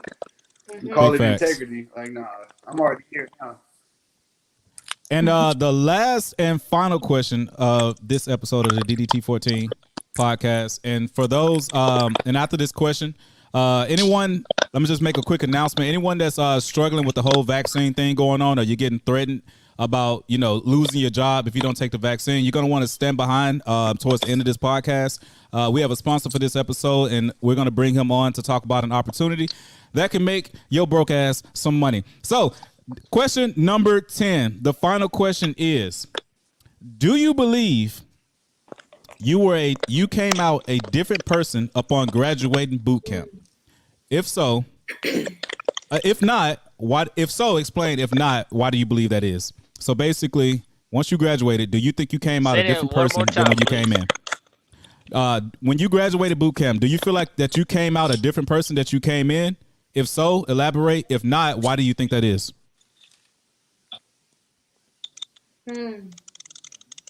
Most definitely. Definitely. Hell no, I don't think there's anyone that will. If anyone answers no, they did not learn a damn thing. Well, Muhammad, you ain't learned shit. You didn't learn nothing, Muhammad. You cannot go in there and come out the same. No, I don't. I personally disagree, because I didn't go in there to be anything but me. So all you did was teach me. You didn't teach me about myself as a person. I already knew who I was. I didn't go in there to try to fit in or blend in or. You your audio is zoning out a little bit, Muhammad. With a job. Your audio is zoning out, but I think that we got the gist. You was basically saying you didn't learn anything new about yourself. You just basically kind of learned the job, more or less. Your audio is zoning out, though, so I'm just paraphrasing for you. Sean, Brianna, Alex, Hutch, what about you guys? Did you come out the same person? I honestly came out not a different person, but knowing my limits, like knowing that I'm able to operate off 4 and 3 hours of sleep and still get shit done and still be able to focus. That was probably about it. Okay. So not too much of a change. Yeah, not too much of a change. Just- I just a- just went in for a check anyway. So just a little upgraded. And what about you, Brianna? I feel like I know what your answer is going to be, but I'm gonna see if I'm right. After 2 months of what we went through being yelled at and stuff, I definitely came out like kind of tender. I came Tender? out, yeah, not you know. tender. I came out kind of like I was more so like attention to detail about things. I was more aware of like, y'all know what I'm trying to get at. Like I was more prepared for things. I guess nothing that really shook me anymore. Because as much as boot camp shook me and stuff and scared me, I kind of was ready. Like I was more ready for the world. So it kind of prepared me. Yeah, it kind of prepared me. So I think I came out a better person. I think I did. I think it Okay, helped me. I got that for the most part, but I'm not gonna lie. I'm still trying to figure out what tender meant. Tender as in I wasn't Chicken so tender. like chicken tender. Nah, I wasn't so like what's the word? I wasn't so like soft or so easily like bothered, Mm-hmm. you know? Yeah. I wasn't like I was more tough skin, I feel like. A little more tough skin. And you feel like you came in kind of Yeah. fluorescent. Yeah, because it scared me a lot. Like being yelled at, I never got yelled at like that and stuff. And being cursed at, I was just like, damn, like when how they used to talk. But I just got used to it, and I wasn't so like people yell at me now or they try to say something slick. I just be like, okay, whatever. Like been there, done that. Type, you know what I'm saying? Kind of in Right. that direction. Yeah. Right. And okay, make sure I got everybody. Okay, tender. I'm gonna start using that word. Can y'all hear me now? Yeah. Can But y'all hey, hear don't me fuck now? with me, bro. I'm tender. Nigga, fuck wrong with you. You're funny. That's hilarious. Alex, same question to you. Do you feel like what the hell are you, Alex? What you doing? Man, Alex, if you don't get your freaky ass off this point, off this podcast, man, I thought you was doing something else for a second. I'm ready. Yeah, I swear to God, I'm not just trying to fuck with her. I looked over and all I saw, never mind, I don't even feel right doing it. But Alex, me and you gonna have to have a conversation after this. Wow. Not like that. Anyway, not like that. Not, Rogers. is that what it was? Wow. Y'all gonna get off my line. Okay. So You gotta lie. you repeat the question now. Do you feel like that you came out of boot camp the same person, or do you feel like you came out different? And kind of elaborate on either one, on whichever the answer is. I think that I definitely was different after boot camp, but I wasn't a different person. I was a different person when I discharged the military. I was a completely different person than the person I entered boot camp as. However, I was like just a little bit different. It kind of was like in phases, you know? Like I changed little by little into the point. You gotta go get him because he just walked out. Nobody watching him. He just walked out of the garage. Okay. Who's that? Chief Rogers? That's my nephew. What? Okay. Yeah. So I was different, but I wasn't a different person, basically. So Sorry. you said, hold on, make sure you said you were different, but you weren't a different person. Mm-hmm. That sounds like a. Does that make sense to y'all? I ain't gonna lie. That sounds like a bit of a contradiction to my ass. Hold on, my bad, Brianna. I had you. Oh, what were you saying? I think she kind of going along with what Muhammad said. Like he wasn't a different person. She wasn't a different person, but she learned like she was different when it came to like everything else. But she was still herself, you know. Like Okay. I said I was still crying at the final PRT. I'm still crying, calling my brother. Like I'm still soft when I got out of boot camp. Like I was still a punk. Not still crying. That's unfortunate. You could have came out tender, but look at you. I was the other kind of tender, the chicken tender, the real chicken tender. Okay. Chicken tender. But yeah, like I was different though. Like I did learn like all these things, or was however they said, I still write caps and all that dumb shit. But so I was different. I wasn't who I entered as, but like overall, I wasn't a different person really until I got out, and I was like, oh yeah. I'm like, Okay, and Hutch, what about you? Do you feel like you came out the same person, different? I feel like I came out different in the sense of like I felt more confident because, like I said, I was 18, like dropping out of school, quitting jobs and shit. So I came out with a sense of accomplishment, like a little more confidence, knowing that I can do some shit that was hard to me. It might be easy to other people. It was hard to me. So I felt a little better about myself once I got out. And yeah, I say that's what was different. I had a new confidence. I was just becoming an adult and shit. So I was ready to, you know, for what was going to be put in front of me now. Like I was more prepared. Right. So would you say, let me ask you this then, would you say that you feel like you came out, I know it's going to sound kind of corny, a better man than what you went in? Oh, most definitely. Most definitely. Most Okay. definitely. Even my family would say it like, damn, you changed. And I'm like, but for the better. Like, not on no lame shit, but just for the better. Like, okay. You was in a direction going nowhere, and now we see, like, you have a new confidence. Like, now you ready to take on the world type shit. Okay. And Shelf, the way I know that you feel about the Navy, I'm kind of interested in what your answer is going to be. But do you feel like that you came out the same or a better person? Don't lie. I'm not gonna lie. I tell the truth about the Navy regardless. I don't care who I'm talking to. For me, boot camp. You're asking about boot camp. I came out different. Yes, under other we can talk about how I slowly transitioned and changed to the hard shell I am now. But I came out of boot camp different in a sense where mentally, I was always mentally strong, but I got stronger in a sense where I was more organized with my life. I had a direction that I wanted to go to. When I entered boot camp, I was young, just like Hutch. I was like 24 or something like that. Always knew that I was going to prosper in life. But, you know, when you have so many different plans and you didn't know how to put them together, the structure that bootcamp offered me allowed me to know how to put everything into perspective. And it kind of strengthened me in knowing how to make steps towards what my goals were. So kind of similar to how, real quick, yeah. So kind of similar to how I asked Hutch, would you say that you came out a better woman? Or would that not describe you really? Most definitely.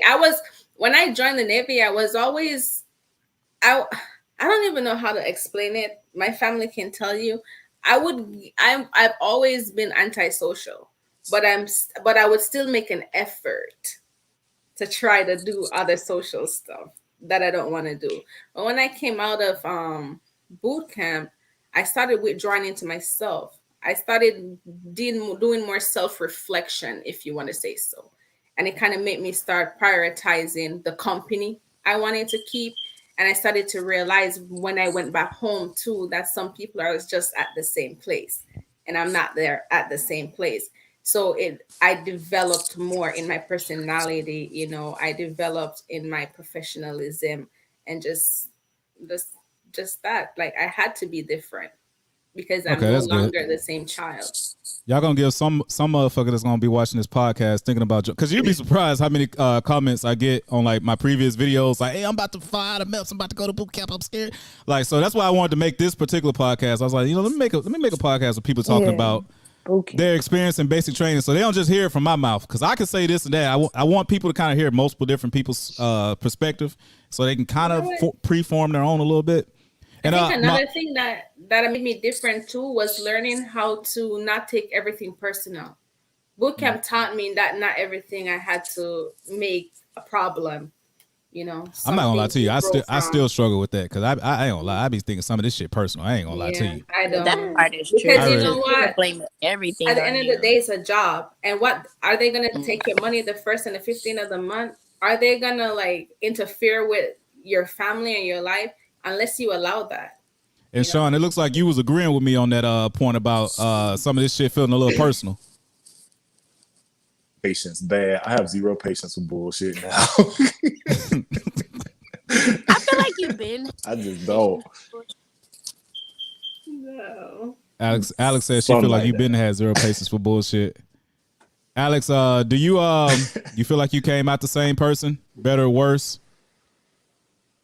Better, a little bit better. A little bit better. I was skinnier because I was over the weight before I went in. And I told you. And I'm gonna make sure. Better. And I'm make sure I get to the. the last person, Muhammad. I think I got to. Did I get to you? I remember you said earlier. You didn't. You more or less like it didn't teach you how to be a better person or teach you more about yourself. You feel like you came out more or less the same. Hey, Muhammad, can you hear me? All right, looks like your mic or whatnot isn't working. So, for the most part, that wraps up episode. I ain't gonna lie. I think this is episode 8. Like, yeah, I told y'all I'm trash. If it ain't 8, it's 9. If it ain't this, I'm gonna say this. This wraps up the latest episode of the DD-TEA-14 podcast. The only thing I gotta ask you guys a real quick synopsis of what did you think about the podcast, and this is your moment and to shout out anything social, business, Cash App, whatever you want to shout out to people. This is your moment to shout that out and give me a quick synopsis of what did you think about the podcast. And it's starting with you, Chef, and it's going to Brianna Hutch, Alex, and then you, Sean. Wait. Repeat. Man, I'm about to shout out anything that you want to shout out, and just give me a quick synopsis of what you thought about the podcast in general. Pros, cons, love it, hate it. And it looks like you're muted. Go first. Yeah, you All go. right. Yeah, you go ahead. Go first. My family is watching, so shout out to my family members that are viewing right now. To my coworkers, if they did come and give support. You know what? I'm a child of God. I could never end this podcast without lifting up my Most High God, the Savior Jesus Christ, the Lord of my life. I would never leave this program without doing that. So, yeah. And to everybody that was here present tonight, shout out to you, because it takes courage to come and share your story and to let people know how the military affected and influenced you. No, I don't want to put no cash up or anything out there. The program in itself, I think, is an awesome. You remember when you were planning this reading, you called me. I told you right away, no doubt, this is a good platform to have military people come and share their voices. I just hope we do have a little bit more support in the military community and with their family members, because I do see this going global. Mm-hmm. Most definitely. I love everything she said. Yes, I agree. You say yes. Basically, that just summed it up for you too. Oh no, I'm gonna say my part, but I just had to agree with what you were saying though. Oh, okay. With the platform, like I was honored when you reached out to me again. I was like, really? He wants like me to be on there?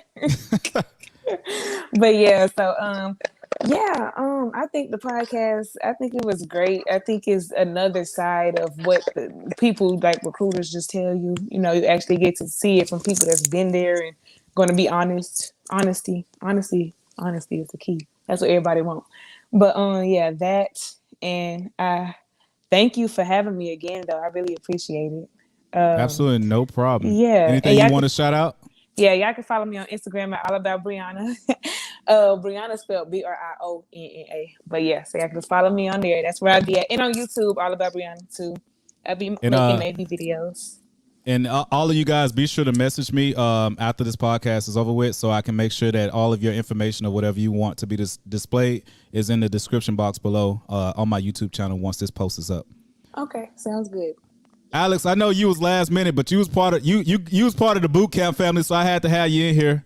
How did you think about the show? Anything that you want to shout out?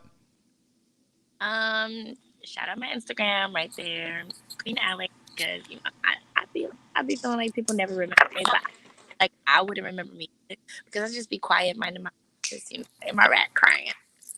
Because I don't remember you either, Turner, for sure. But I definitely remember Sean and Hutch and Reed. But you didn't go to boot camp with us, Brianna, right? No, I didn't. Okay, because I was like, okay. But you look a little familiar too. But anyways, so yeah, obviously the show is popping. I'm back again. I was watching, so like, yeah, tap me in. It's definitely gonna go global, if it's not already. And I was just telling my nephew to tap in because he's trying to go to the Air Force. He's probably gonna leave in like December. And I was like, it's different than the Navy, but like, don't let them give you a job. Like, pick which job you want. Like, that's probably the biggest advice I have is like, don't rush to go in or whatever.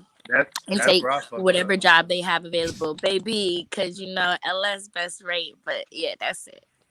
All right, and just you don't want to shout out your man's Instagram real quick. My at man. at Chief Rogers. Boy, if I had Chief Rogers Instagram, baby. All right, see, I was goddamn. I can't even fuck with her. She dead ass if I serious had too. it, no, I'm just playing. Hey, raise your hand if you think tonight she finna be searching this motherfucker on Facebook. Let me tell you something, honey. I already did, and I found him after boot camp. Okay. Oh shit! Yeah, a lot of females had went looking for him. Remember? Yes, that shit passed failed. Hey. He was fine. He was just cute. I didn't see the hype though, Chief. No offense if you watch this recording. No offense, but I didn't see the hype though. Like about him watching my man this. was finer than him. No, offense. He tried to hold me one day. Offense, motherfucker. Offense.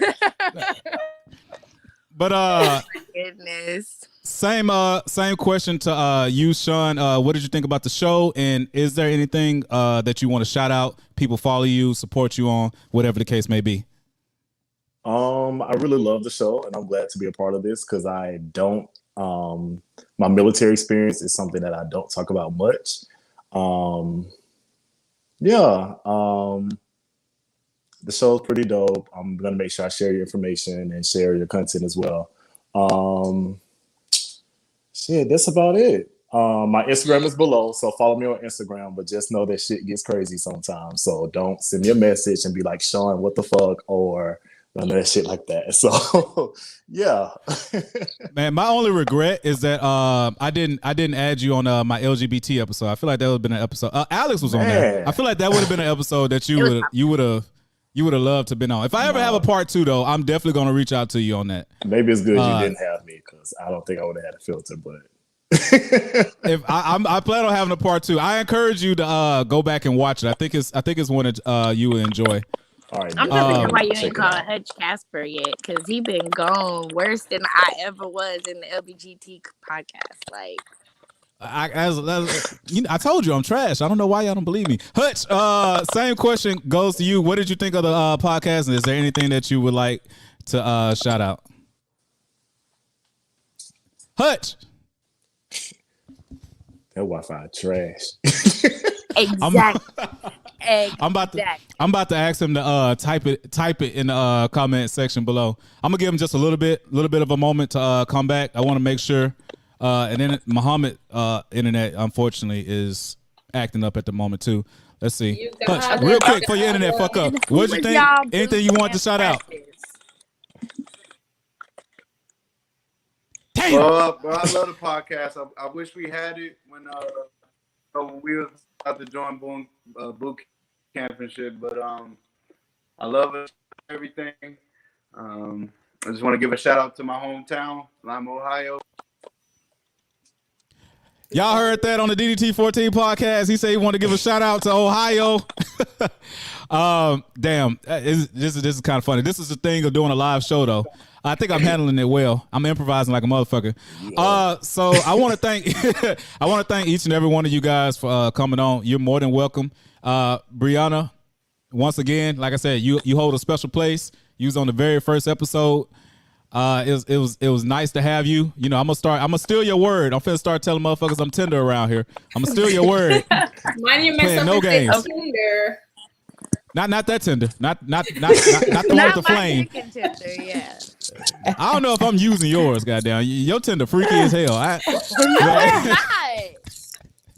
You gotta do an A school episode too. You know you got some stories about A school. Yeah, most definitely.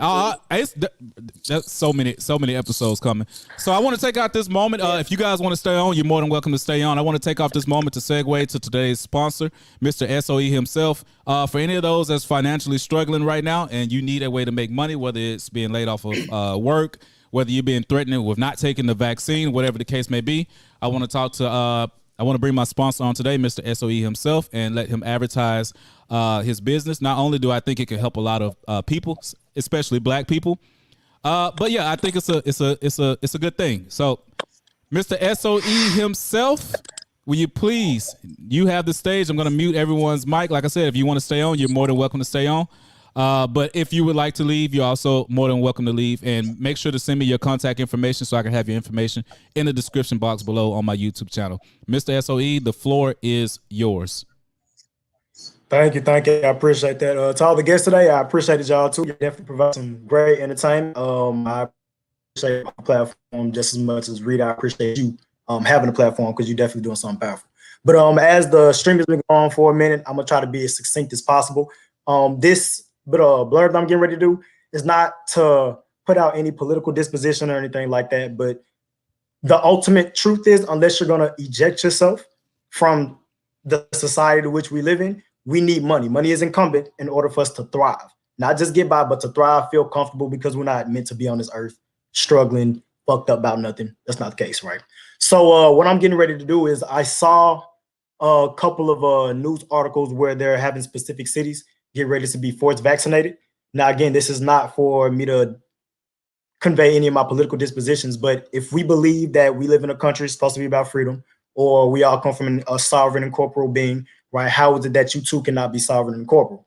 So as opposed to, because we know money is incumbent, as opposed to putting what may be your religious disposition in jeopardy, or whatever you believe, you putting your health in jeopardy, right? That's, again, not what I'm up here to try to convey out, but if you do have a position against the vaccination, or you don't believe that it's something conducive to your health, be it by way of contraindication, I don't want to get too deep into the biochemistry myself, but if you don't want to take the vaccine for any specific reason and you're being threatened with termination of it, of your job for refusing the vaccination, what I'm doing is I'm doing a special from now until October 15th, where you can take advantage of the service I have for just $20. So it's actually over a $300 value. I put out $275, but it's actually an over $300 value for just $20, where I will get set up for you free. What this is trading. It's a trading platform. Now, Reed can vouch for me with this. This is not the typical, especially with us being in the military, right? The typical, hey, join my trading team, and it ain't none of that. It ain't none of that at all. It's just straight making money. You ain't recruiting nobody. You're not networking. It's none of that. It's actual people making real money, real results. I have some screenshots. I come over to my business page. I got all the proof. Some of you all may be familiar, since we're in the Navy, or military associated, with people that are taking advantage of the services. But people make real money with this daily. I've had some people that said they've taken their family on their first vacation because of the services I offer. Some people said they discharge all their credit card debt due to that. And it's a bunch of other things going on, right? So people are making hundreds daily, $1,000 plus weeks, things like that. So it's an opportunity for you to make real money to where you don't have to put your religious disposition aside or put that in detriment, or your health in detriment, right? Just in order to put food on the table for you and your family, right? There's another way to make money. You don't have to be bullied or backed into a corner and live your life for where you don't want to for the sake of money. There's other ways for you to do that, real, tangible, effective ways. So that's what I'm doing. Again, it's a trading platform. I also teach financial literacy, discharging debts, actually owning the properties that you would be living in instead of being a legal custodian, all type of things, right? But what the promotion, the special, is specifically for the trading where people make money daily, like daily. I had a screenshot. Read, I don't know if you're able to put it in the comment section, something like that, but a brother made $340, but he's been making that daily every day. So if you made 300 plus a day, 5 days a week, not take the weekends off, 5 days a week, right? That's already a $1,500 a week.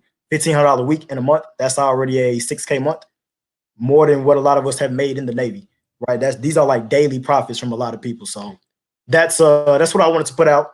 Again, I thank y'all for allowing me this opportunity to speak. I believe we can help a lot of people that feel as if they're being bullied or that there's no other way for them to provide for their families. So that's what I want to come on to do.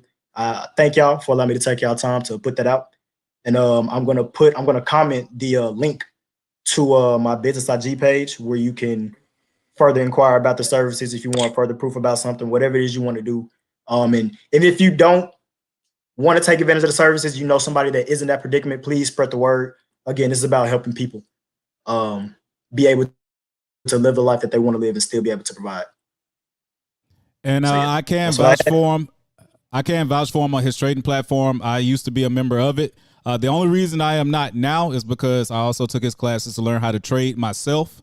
And so basically I can save money by making myself money, but either way, it still came from him. So I'm putting my word on the platform. If you're interested in joining the trading, like the foreign exchange market, and you want to start trading to make money on the side, if you're struggling with anything COVID related or just in general with work, be sure to give him a look-see. I'm going to have his information on my Instagram page at 911 Baby Goat. Also link his information so you can see proof of the results that he gets on a daily basis.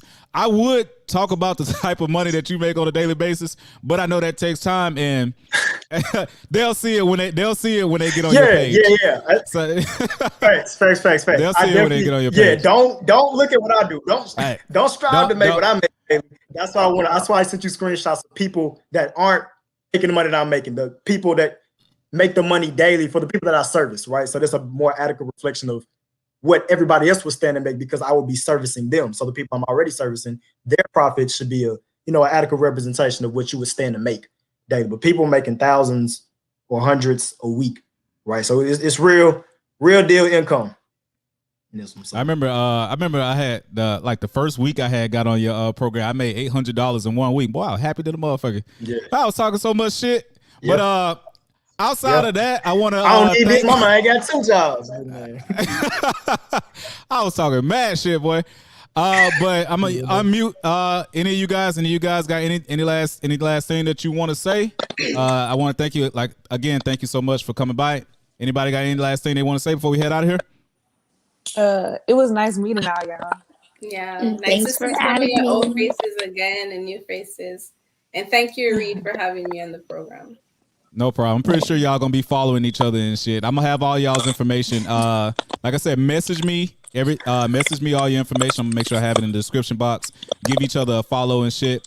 There will be more episodes in the future. I got an A-School episode coming, a deployment episode coming. I'm working on a military spouses episode. That's probably the most difficult one to form. But got a lot of episodes coming. And so whether you want to be a viewer or whether you want to actually be a part of the podcast, just let me know. Again, all of you guys are welcome to come back. But if that's it, Thank you. Thank you for coming to the DD-TEA-14 podcast, the first millennial-made military podcast for military, by military, and for those men and women in service in uniform. I will see you guys on the next episode. Peace. How many times you practice that?